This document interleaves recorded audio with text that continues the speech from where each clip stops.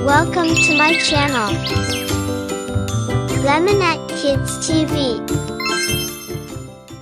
Si Pagong at si Matsing.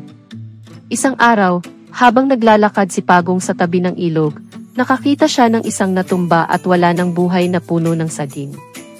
Tinawag niya si Matsing na malapit lamang doon at sinabi, "Matsing, hatiin natin ang puno ng saging na ito. Tayo magtanim upang magkaroon tayo ng maraming bunga sa hinaharap." Pumayag si Matsing at sinabi, "Sige, ako ang kukuha ng itaas na bahagi at ikaw naman ang kumuha ng ibabang bahagi." Sa ganitong paraan, inaakala ni Matsing na makukuha niya agad ang mga bunga dahil ito'y nasa itaas na bahagi. Ngunit alam ni Pagong na hindi tutubo ang itaas na bahagi ng puno ng saging kung ito'y walang ugat. Kaya't tahimik na tinanggap ni Pagong ang ibabang bahagi na may ugat at itinanim ito sa kanyang bakuran. Si Matsing naman ay nagtanim ng itaas na bahagi sa kanyang bakuran at umasa na ito'y tutubo.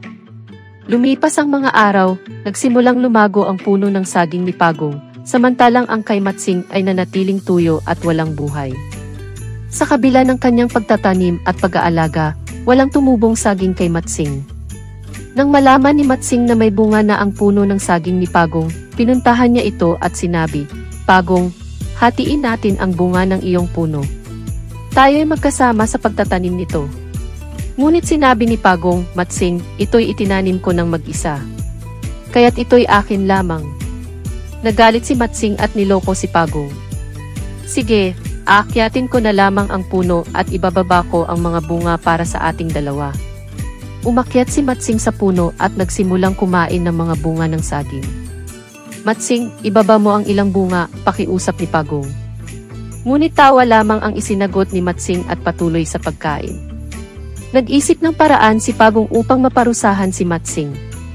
Nagsalansan siya ng maraming tinik sa paanan ng puno. Nang bumaba na si Matsing, nasugatan siya sa mga tinik at siya'y nagtatatakbo sa sakit. Tinawanan ni Pagong si Matsing at sinabing, "Iyan ang napala mo sa iyong kasakiman at pandaraya. Natutunan mo sana ang aral." Aral ng kwento. Ang kwento ni Pagong at ni Matsing ay nagtuturo sa atin ng halaga ng pagiging matyaga, masipag at tapat. Ang kasakiman at pandaraya ay nagdudulot ng masamang kapalaran. Ang pagiging maingat at matalino sa paggawa ng desisyon ay mahalaga upang magtagumpay sa buhay.